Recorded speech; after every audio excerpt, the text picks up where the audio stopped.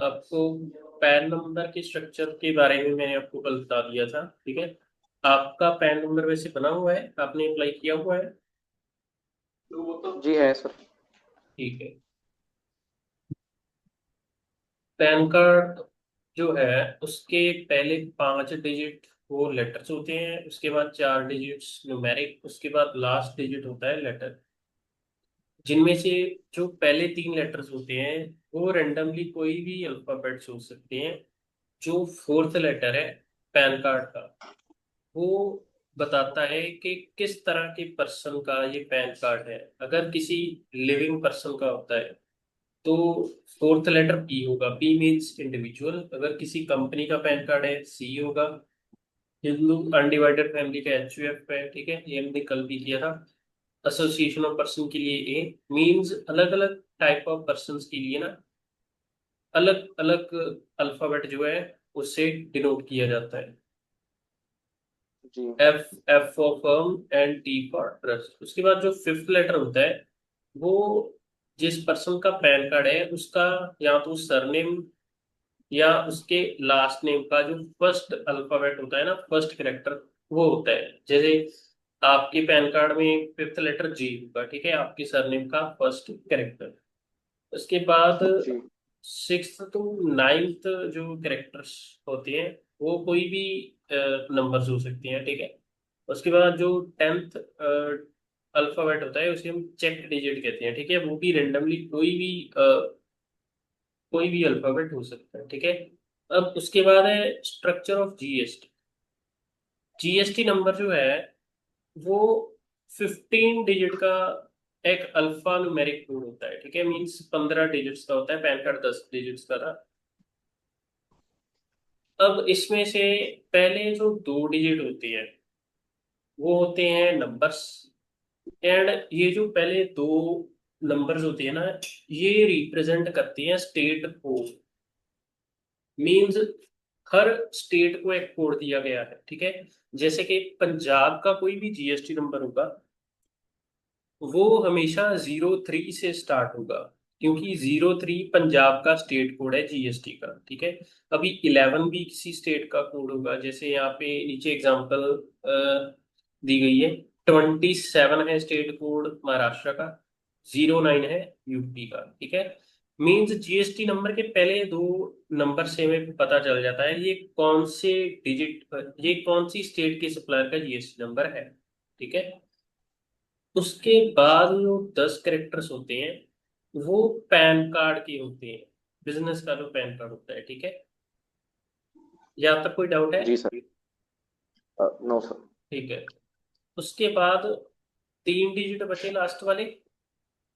जो third digit होता है, जो मीन्स 13th डिजिट होता है, ठीक है, वो होता है entity number of the same pan in a state, ठीक है। ये मैं आपको एक एग्जांपल देके समझाता हूँ। अब सपोज एक पर्सन है, ठीक है, उसके 3 बिजनेस चल रहे हैं एक स्टेट में। एंड वो तीनों बिजनेसेस का जीएसटी नंबर उसने अप्लाई किया है अपने पर्सनल पैन कार्ड पे, ठीक है। उसने सेम पैन कार्ड यूज किया है तीनों में, ठीक है। तो उस केस में देखो स्टेट कोड तो सेम होगा बिल्कुल, ठीक है, क्योंकि सेम स्टेट के अंदर है। पैन कार्ड भी सेम होगा क्योंकि वो सेम पैन कार्ड यूज कर रहा है जीएसटी नंबर अप्लाई करने के लिए, ठीक है। उसका जो 13th डिजिट है वो डिफरेंट होगा, ठीक है। जो उसका पहला बिजनेस होगा जिसके लिए उसने पहले अप्लाई किया जीएसटी के लिए, उसका 13th डिजिट होगा 1। जिस बिजनेस के लिए उसने सेकंड नंबर पे अप्लाई किया उसका होगा 2। एंड जिसका उसने थर्ड पे अप्लाई किया, ठीक है, उसका होगा 3, ठीक है। एंड जी इसमें सर। अल्फाबेट्स नहीं आते, ये बाई मिस्टेकली यहाँ से रिटर्न है। 1 से लेके 9 तक ये डिजिट्स होते हैं, ठीक है। मीन्स एक सेम पैन कार्ड के ऊपर कोई भी पर्सन जो है वो 9 बार यूज कर सकता है। ठीक है, अगर उसने और बिजनेस ओपन करना है तो उसे उस बिजनेस के लिए नया पैन कार्ड बिजनेस के नाम के ऊपर शुरू करना पड़ेगा। ठीक है, मतलब एक पर्सन जो है जितने बिजनेसेस ओपन करता जाएगा सेम पैन कार्ड के ऊपर, ठीक है, उसका जो 13th डिजिट है उसका नंबर भी उतना बड़ा होता चला जाएगा। फर्स्ट बिजनेस के लिए 1, सेकंड के लिए 2, थर्ड के लिए 3, ऐसा ही 4, 5, 6, 7, 8, 9 तक जाएगा। उसके बाद जो 14th डिजिट होता है वो अप्लाई करेंगे तो अपने जीएसटी नंबर अलग नहीं होगा या सेम ही आएगा फिर? जीएसटी नंबर अलग आएगा। देखो पहले दो डिजिट, जो पहले दो डिजिट है वो तो सेम ही होगी क्योंकि सेम स्टेट के अंदर अप्लाई किया है। उसके बाद जो 10 कैरेक्टर है पैन कार्ड के वो भी सेम ही होंगे क्योंकि सेम पैन कार्ड यूज किया है जीएसटी नंबर अप्लाई करने के लिए। लेकिन जो थर्ड डिजिट है, 13th डिजिट है, वो डिफरेंट होगा। सिर्फ मतलब पहले 12 अक्षर सेम रहेंगे, उसके बाद 13 जो डिजिट होगा वो अलग होगा क्योंकि पहले बिजनेस का 1 आ जाएगा, दूसरे का 2 आ जाएगा, तीसरे का 3 आ जाएगा, ऐसे ही 9 अलग अलग नंबर्स वो यूज कर सकता है। ठीक है, सिर्फ एक लेटर डिफरेंट होगा। इसके अलावा जो 14th डिजिट है वो जेड होगा। उसके बाद जो बिल्कुल लास्ट वाला डिजिट होता है ये चेक कोड होता है फॉर वैलिडेशन। ये कोई भी नंबर भी हो सकता है या लेटर भी हो सकते हैं, ज्यादातर ये नंबर ही होता है। ठीक है, अब जीएसटी नंबर के फॉर्मेट में आपको कोई कंफ्यूजन है? No sir. ठीक है, यहाँ पे देखो एग्जांपल लिखी हुई है। ये एक पैन कार्ड जीएसटी नंबर है, 27 बता रहा है, महाराष्ट्र का है। उसके बाद ये जो है पैन कार्ड है, उसके बाद 1 है ये नंबर, एफ के बाद, मतलब ये फर्स्ट जीएसटी रजिस्ट्रेशन है इस पैन कार्ड के ऊपर महाराष्ट्र में। ठीक है, उसके बाद जेड है, उसके बाद लास्ट है 5। ठीक है, हाँ, ये वाला टॉपिक कंप्लीट होता है pan card and GST number का स्ट्रक्चर। ठीक है, अब हम नेक्स्ट मूव ऑन करते हैं, next topic, types of dealers. Types of, पहले हम इनपुट टैक्स क्रेडिट को जरा ध्यान से करते हैं। इनपुट टैक्स क्रेडिट का बेसिक मीनिंग आपको याद होगा, परचेज वाला जो जीएसटी है उसको डिडक्ट करवाया हमने सेल वाले जीएसटी में से। ठीक है, एंड जो भी बैलेंस आएगा वो पे किया जाएगा गवर्नमेंट को। ठीक है, एज जीएसटी पेएबल। ठीक है, ये बेसिक मीनिंग आपको याद है, हमने कल किया था। जी जी सर। ठीक है, अब इसमें थोड़ी सी एग्जांपल्स देके ये कॉन्सेप्ट एक्सप्लेन किया गया है।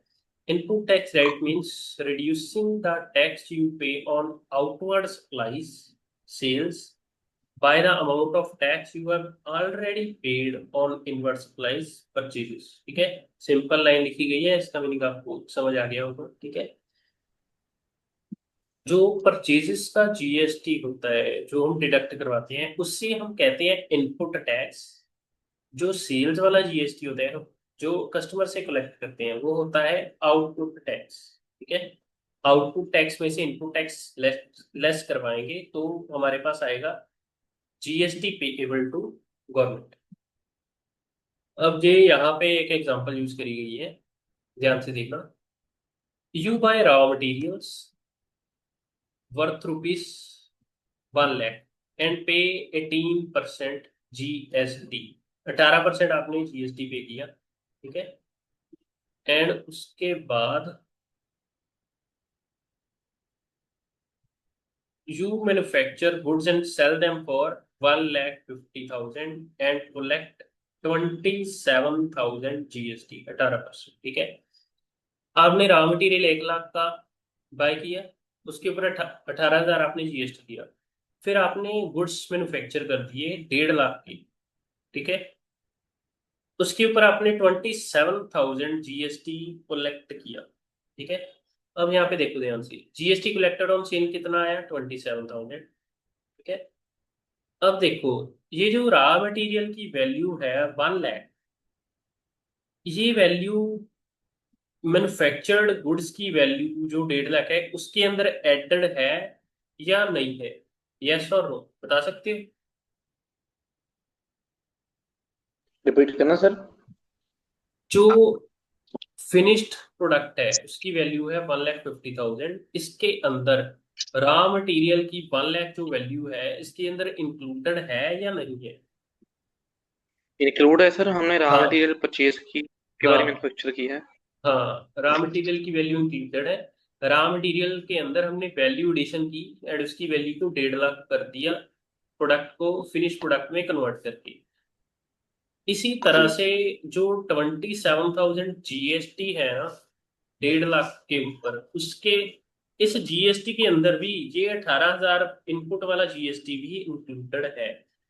तो अगर अब हम 27,000 जीएसटी पे करें गवर्नमेंट को तो गलत होगा, क्योंकि इसमें से जो 18,000 के ऊपर जीएसटी है वो तो हम पहले ही इनडायरेक्टली पे कर चुके हैं। वो हमने दूसरे डीलर को दिया था, उसने गवर्नमेंट को दे दिया, ठीक है। अब हम दोबारा से 27,000 की पे करें, ठीक है। इसीलिए इनपुट टैक्स क्रेडिट का कंसेप्ट यूज किया जाता है, सो दैट हम प्रोडक्ट के ऊपर दो बारी टैक्स ना दें, ठीक है। एक बार हमने डीलर के थ्रू दिया इनडायरेक्टली, दूसरी बार डायरेक्टली, ठीक है। अब जीएसटी कलेक्टेड ऑन सेल कितना है? 27,000। इसमें से हमने जीएसटी पेड ऑन परचेजेस, जिसे हम आईटीसी कहते हैं, वो हमने डिडक्ट कर दिया 18,000। तो net GST payable to government हमारे पास आया 9,000 रुपीज, ठीक है। जी सर। हम्म। अब eligibility for claiming ITC means कुछ कंडीशंस आपको फुलफिल करनी होती हैं, तब आप ये जो आपने डिडक्ट करवाया ना 18,000 जीएसटी, तब आप ये डिडक्ट करवा सकते हो। पहले नंबर पे है, आपके पास ना ये जो आपने परचेज करी है जिसके ऊपर आपने 18,000 जीएसटी पे किया है, इसका वैलिड डॉक्यूमेंट होना चाहिए आपके पास। परचेज का बिल होना चाहिए जिसके ऊपर मेंशन किया गया हो कि आपने कितना जीएसटी परचेज करते टाइम पे किया है, ठीक है। एंड ये जो बिल है आपको रजिस्टर्ड सप्लायर देगा, उसने आपको सेल करी तो वो आपको जो बिल देगा वो आपके लिए परचेज का बिल हो जाएगा। ओरिजिनल बिल आपको संभाल के रखना पड़ेगा। अगर आपके पास बिल की डुप्लीकेट कॉपी भी है तो भी आप आईटीसी क्लेम नहीं कर सकते। ओरिजिनल बिल होना जरूरी है। उसके बाद है गुड्स एंड सर्विसेज आपने रिसीव जरूर करी हो। ऐसा नहीं है कि बिल आपने पे कर दिया अभी आप तक गुड्स नहीं पहुंची है, फिर आप आईटीसी क्लेम नहीं कर सकते, ठीक है। एंड इसके बाद tax actually paid to the government, ठीक है। हमने दूसरे पर्सन को टैक्स दे दिया 18,000, उस पर्सन ने एक्चुअल में वो टैक्स गवर्नमेंट को भी डिपॉजिट करवाया हो। अगर उसने गवर्नमेंट को नहीं डिपॉजिट करवाया तो गवर्नमेंट के पास तो तुम्हारा 18,000 पहुंचा ही नहीं, ठीक है। फिर हमें आईटीसी नहीं मिलेगा, ठीक है। गवर्नमेंट हमें कहेगी आप दोबारा से हमें दो, क्योंकि जो आपने उस पर्सन को दिया था उसने हमें टैक्स नहीं दिया, ठीक है। एंड उसके बाद है रिटर्न फाइल। आप अगर GST R 3B return file करोगे तभी आपको आईटीसी मिलेगा। जीएसटी आर 3B एक समरी रिटर्न होती है जो ऑटोमेटिकली कैलकुलेट करती है सेल्स वाले जीएसटी में से परचेज वाला जीएसटी डिडक्ट करती है, ठीक है। मींस ये वाली जो कैलकुलेशन है ना, ये वाली कैलकुलेशन सेल वाले जीएसटी में से परचेज वाला जीएसटी माइनस जितनी भी ट्रांजेक्शन होती है and net payable GST to government, इसकी कैलकुलेशन है ना जीएसटी आर 3B रिटर्न में करी जाती है ऑटोमेटिकली, ठीक है। हम जब ना परचेजेस की एंट्रीज करते हैं सेल्स की एंट्रीज करते हैं तो जीएसटी या 3B के अंदर अपने आप सारी की सारी एंट्रीज ऑटोमेटिकली चली जाती हैं एंड साथ साथ ही कैलकुलेशन होती जाएगी। एंड जो आईटीसी है वो जीएसटी या 2B में भी अवेलेबल होना चाहिए। जीएसटी या 2B में जो हमने जीएसटी परचेज के ऊपर पे किया है ना, सिर्फ वो शो होता है, ठीक है। जब हम एंट्रीज वगैरह करेंगे टैली में तो जो एंट्रीज वाला जीएसटी जीएसटी या 2B में शो हो रहा है सिर्फ उनके ऊपर हमें जीएसटी का आईटीसी मिल सकता है, ठीक है। अगर कोई आईटीसी नहीं शो हो रहा जीएसटी या 2B में तो या तो हमने एंट्री पोस्ट करते टाइम कोई मिस्टेक करी है या हमें उसका जीएसटी नहीं मिलेगा, ठीक है।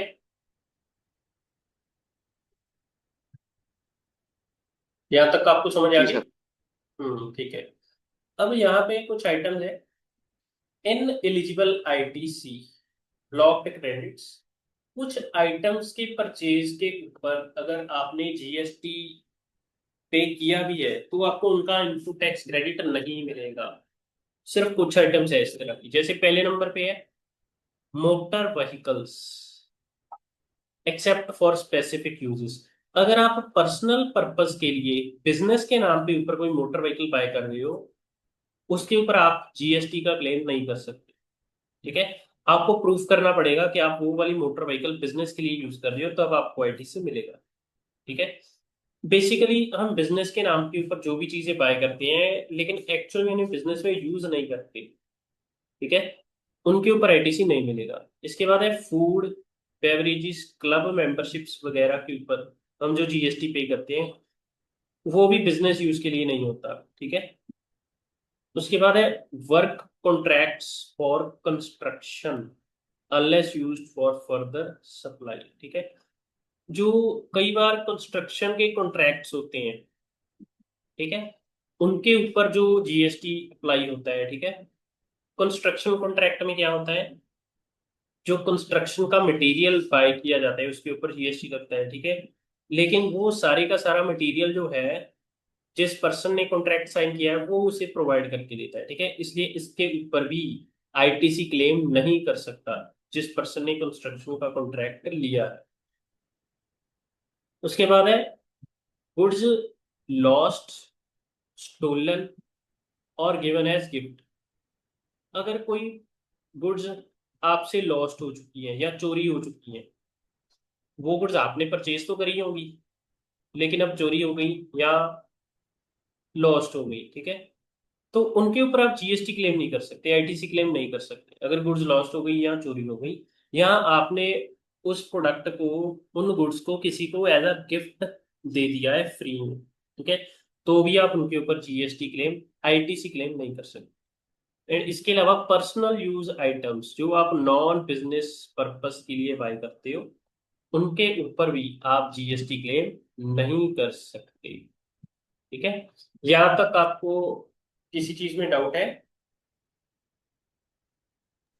अगर सर हम फॉर एग्जांपल कंस्ट्रक्शन में हम्म अपने बिल्डिंग के नाम पर जीएसटी रजिस्टर है, ओके। हम्म हम हम्म। अगर बिल्डिंग के नाम पर अप्लाई करें तो हमें आईटीसी मिलेगा? एक बार दोबारा रिपीट करना। जैसे हमने हमें परचेज किया है, हाँ हाँ हाँ। हम के नाम पर परचेज करते हैं, वैसे ही हम बिल्डिंग के नाम पर परचेज करें क्योंकि ठीक जीएसटी है। तो उसके उसके ऊपर चल जाएगा। हाँ हाँ हाँ। अगर हम करें तो हमें आईटीसी मिलेगा? नहीं, नहीं मिलेगा। अब इसे ध्यान से एक बार दोबारा करवाता हूँ ये वाला point. Work contracts for construction, ठीक है, साथ में इसका रीजन क्या लिखा है, unless used for further supply. अब जो कंस्ट्रक्शन कॉन्ट्रैक्ट होता है, इसमें होता क्या है, अगर कंस्ट्रक्शन वाली पार्टी जो कंस्ट्रक्ट कर रही है, चाहे वो कोई चीज बाय करे, ठीक है, या जो पर्सन कंस्ट्रक्शन करवा रहा है उसने कॉन्ट्रैक्ट साइन करवाया किसी और पर्सन से, ठीक है, जब बिल्डिंग कंप्लीट हो गई, वो बिल्डिंग उसने खुद के लिए बनवाई है ना, उसने आगे किसी को सेल तो नहीं करनी। बात समझ रहे हो? उसने आके किसी को जी जी। सेल नहीं करनी, ठीक है। तो मतलब यहाँ पे बिल्डिंग वाले केस में, ठीक है, जीएसटी कलेक्टेड ऑन सेल तो होगा ही नहीं, तो आईटीसी किस में से क्लेम करेंगे, इसलिए इसमें आईटीसी नहीं मिलता। ठीक है। इसलिए यहाँ पे लिखा है, कहाँ पे था, हाँ, unless used for further supply. अगर ऐसा हो, पर्सन ने कंस्ट्रक्शन करवाई, ठीक है, जो रॉ मटेरियल उसने यूज किया उसके ऊपर उसने जीएसटी भी पे किया, जैसे ही बिल्डिंग की कंस्ट्रक्शन कंप्लीट हुई उसने बिल्डिंग किसी और पर्सन को बेच दी, एंड जब उसने बिल्डिंग बेची किसी दूसरे पर्सन को, उससे जीएसटी भी कलेक्ट किया, फिर उसे आईटीसी मिलेगा। क्योंकि क्योंकि इस केस में ना पर्सन का बिजनेस है, वो दूसरे पर्सन को कॉन्ट्रैक्ट देके बिजनेसेस, वो दूसरे पर्सन को कॉन्ट्रैक्ट देके बिल्डिंग्स बनवाता है, एंड उन्हें सेल करता है, ये उसका बिजनेस हो गया। तो इस केस में उसे आईटीसी मिलेगा। ठीक है। अगर वो खुद के लिए बिल्डिंग कंस्ट्रक्शन करवा रहा है, ठीक है, एंड वो जीएसटी पे कर रहा है रॉ मटेरियल के ऊपर, उसका आईटीसी उसे नहीं मिलेगा। ठीक है। अब ये वाला पॉइंट आपको क्लियर हुआ? अब कोई डाउट है आपका? No sir, okay. ठीक है, ठीक है। अब इसके बाद है कैपिटल गुड्स होती है ना जो, जैसे कि मशीनरी वगैरह, ठीक है। मशीनरी वो भी प्रोडक्शन के लिए यूज होगी, ठीक है, बिजनेस पर्पस के लिए ही यूज होती है। उसके ऊपर भी जो स्टार्टिंग में मशीनरी परचेज करते टाइम जो जीएसटी पे किया होगा परचेज करते टाइम, उसका भी आईटीसी मिल सकता है। ठीक है। कंडीशन है मशीनरी बिजनेस के लिए यूज हो। सेकंड कंडीशन है उस मशीनरी से कोई ऐसा प्रोडक्ट ना बनता हो जिसकी सेल के ऊपर ना जीएसटी एग्जम्प्टेड है। ठीक है। मींस टैक्सेबल प्रोडक्ट ही मैन्युफैक्चर होना चाहिए उस मशीनरी से। ठीक है। जी सर। हम्म। उसके बाद है input tax credit in special cases. ठीक है। अब यहाँ पे देखो,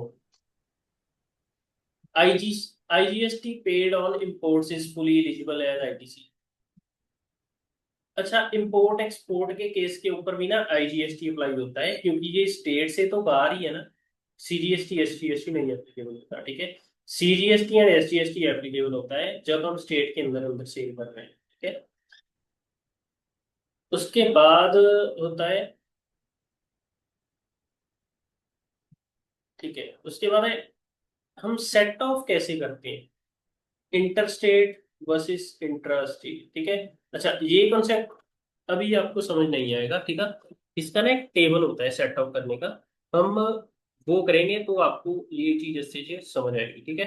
वो हम एक बार बाकी कर लें, फिर हम इसके ऊपर वापस आते हैं। ठीक है। उसके बाद देखो आईटीसी रिवर्सल केसेस, मतलब कई बार ना आईटीसी रिवर्स भी हो जाता है अगर हम प्रॉपर जीएसटी के रूल्स एंड रेगुलेशंस फॉलो ना करें। जी। तो उसका क्या क्या केस है? पहले नंबर पे है नॉन पेमेंट टू सप्लायर। अगर हम परचेज के ऊपर आईटीसी क्लेम कर रहे हैं, ठीक है, हमने जिस पर्सन से परचेज किया हमने उसे पेमेंट ही नहीं करी, ना जीएसटी की ना उसके बिल की पेमेंट करी। ठीक है। कब तक नहीं करी? With in 180 days of the issue of invoice. अच्छा, हमने पेमेंट नहीं करी, अगर 180 दिन तक हम उसे पेमेंट ना करें, हमें जो आईटीसी मिला है वो इन्वर्स हो जाएगा। ठीक है। मीन्स हमारा टैक्स दोबारा से इंक्रीज हो जाएगा। गवर्नमेंट हमें कहेगी तुमने उसको टैक्स तो पे नहीं किया, हम तुम्हें इनपुट टैक्स क्रेडिट का बेनिफिट क्यों दें। ठीक है। उसके बाद है पर्सनल और एग्जम्प्टेड यूज। जो प्रोडक्ट के ऊपर हमने आईटीसी क्लेम किया है, या तो वो गुड एग्जम्प्ट हो जाए जीएसटी से, या हम उसे पर्सनल यूज के अंदर ले आए तो भी आईटीसी इन्वर्स हो जाएगा। ठीक है। उसके बाद है credit note issued by supplier. Supplier हमें क्रेडिट नोट इशू कर रहा है, मतलब इसका क्या हो रहा है? परचेज रिटर्न हो रहा है या सेल रिटर्न हो जी। रहा है। ठीक है। तो जीएसटी की वैल्यू के ऊपर भी तो इफेक्ट पड़ेगा ना। परचेज जी। जी। रिटर्न जब होती है, परचेज की वैल्यू कम हुई, परचेज की वैल्यू अगर कम हुई तो परचेज के ऊपर पे करने वाले जीएसटी की वैल्यू भी कम होगी। तो उस केस में भी जो वैल्यू हमने रिटर्न कर दी गुड्स की, उसका जीएसटी हमें रिवर्स करना पड़ेगा। ठीक है। ऐसे नहीं होगा गुड्स रिटर्न कर दिए हम उसके ऊपर फिर भी आईटीसी क्लेम कर रहे हैं। ठीक है। उसके बाद हमने, हाँ, ये टॉपिक हमने कर लिया था। जो गुड्स लॉस्ट हो चुके हैं या डिस्ट्रॉयड हो चुके हैं उनके ऊपर भी हमें इनपुट टैक्स क्रेडिट नहीं मिलता। सर, एक डाउट था। हाँ जी। थोड़ा, हाँ, आपने यहाँ पर सेकंड पर लिखा है पर्सनल और एक्सेप्टेड यूज। हाँ जी। हाँ, अगर हम कोई परचेज करें अपने शॉप के नेम से, हाँ जी। वो तो हम कर तो एक्चुअली अपने पेपर्स में तो हम शॉप के नेम पर कर रहे हैं, हाँ यूज जी। तो हम पर्सनली करेंगे, तो हमें आईटीसी तो मिलेगा नहीं फिर। बताता हूँ। वैसे नॉर्मली होता क्या है, कुछ लोग ऐसे करते हैं कि आईटीसी लेने के लिए ना, जैसे किसी को लैपटॉप चाहिए, अब अगर तो वो अपने नाम के ऊपर बिल बनवाएगा, फिर तो उसे जीएसटी पे करना पड़ेगा, एंड उसका आईटीसी उसे नहीं मिलेगा क्योंकि उसने अपने नाम के ऊपर बिल बनवाया है। ठीक है। एंड अगर बाद में, अगर उसने क्या किया, उसने शॉप के नाम के ऊपर बिल बनवा दिया, ठीक है, फिर जी शॉप की जीएसटी एंट्रीज में से ना वो आईटीसी क्लेम कर सकता है। आईटीसी क्लेम उसने कर लिया, वो लैपटॉप को यूज भी कर रहा है पर्सनल पर्पस के लिए। ठीक है, यहाँ तक आपको समझ आया? जी सर। ठीक है। अब जब रिटर्न फाइल होती है ना, तो कई बार जो जीएसटी इंस्पेक्टर्स होते हैं, उनको जिस पार्टी के ऊपर डाउट होता है, वो उनकी रिटर्न्स चेक भी करते हैं। ठीक है। खास तौर पे जो प्रोडक्ट सेल के लिए नहीं होती, जैसे कि मशीनरी, लैपटॉप, ठीक है, जो चीजें बिजनेस के अंदर यूज होती है, वो इंक्वायरी वगैरह कर सकते हैं। ठीक है। या उन्हें कोई पर्सन इंफॉर्मेशन दे दे कि ये वाला पर्सन जो है, ये गलत आईटीसी हर बार क्लेम करता है। ठीक है। फिर अगर जीएसटी इंस्पेक्टर आपके ऑफिस में आके विजिट करेंगे, आपको प्रूफ करना पड़ेगा कि आप एक्चुअल में लैपटॉप को बिजनेस पर्पस के लिए यूज करते हो। वो आप कैसे प्रूफ करोगे? उसके अंदर आप अकाउंटिंग का काम दिखा सकते हो, आप लैपटॉप के अंदर अकाउंटिंग का काम करते हो शॉप का। ठीक है, उसके अंदर कोई सॉफ्टवेयर इंस्टॉल हो सकता है, टैली की एग्जांपल भी आप ले सकते हो। ठीक है। हाँ, अगर जी इंस्पेक्टर आए वेरीफाई करने, उस टाइम के ऊपर अगर लैपटॉप घर पे हुआ, फिर आप फंस जाओगे। ठीक है, क्योंकि वो कहेंगे लैपटॉप घर पे है, मतलब आप पर्सनल यूज के लिए यूज करते हो। ठीक है, फिर आपको जवाब देना मुश्किल हो जाएगा। मीन्स उस केस में ना, ज्यादातर लैपटॉप आपके पास हमेशा अवेलेबल होना चाहिए, सो दैट आप उन्हें कह सको मेरे पास ही रहता है, शॉप पे मुझे जरूरत पड़ती है क्योंकि मैंने बिजनेस पर्पज के लिए इसे बाय किया है। एक्चुअल में ना, क्योंकि ऐसे होता है, पर्सन्स करते हैं, उन्हें पर्सनल यूज के लिए चीजें रिक्वायर्ड होती हैं, तो वो बिजनेस के नाम पे बाय कर देते हैं। एंड ये जो वेरिफिकेशन वगैरह ना, जीएसटी इंस्पेक्ट तब करने आते हैं जब आईटीसी की अमाउंट है ना, वो काफी ज्यादा ह्यूज होती है। ठीक है, थोड़ी बहुत आईटीसी के लिए वो इतना ज्यादा मतलब नहीं करते। हम्म। अभी आपका डाउट क्लियर हुआ? जी सर, एक डाउट और था सर। हाँ। फर्स्ट केस था नॉन सप्लायर। ठीक है। उनको कैसे पता चलेगा जीएसटी ऑफिसर को कि हमने पेमेंट नहीं की? ठीक है, बता दो। अब देखो, जो सप्लायर है, एक ट्रांजैक्शन हुई, वो हमारे लिए है परचेज की, दूसरे पर्सन के लिए है सेल की। जी जो दूसरा पर्सन है, वो उसकी एंट्री किस में डालेगा? जीएसटीआर, एक मिनट, न्यू टैब खोलता हूँ। ठीक है। अब एक है सप्लायर, हम है बायर। ठीक है। अब जो बायर है, बायर, उसके लिए वो परचेज वाला जीएसटी है। ठीक है। परचेज वाला जीएसटी शो होता है जीएसटीआर 2B में। ठीक है। एंड 3B में भी जाता है। ठीक है, 3B में परचेज वाले में, सेल वाले में से परचेज वाला लेस हो जाता है। ठीक है। एंड जो सप्लायर है, वो उसकी एंट्री जो होगी जीएसटीआर 1 में। यहां तक समझ आया?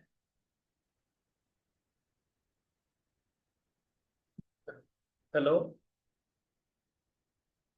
जी जी सर, आ गया है। ठीक है।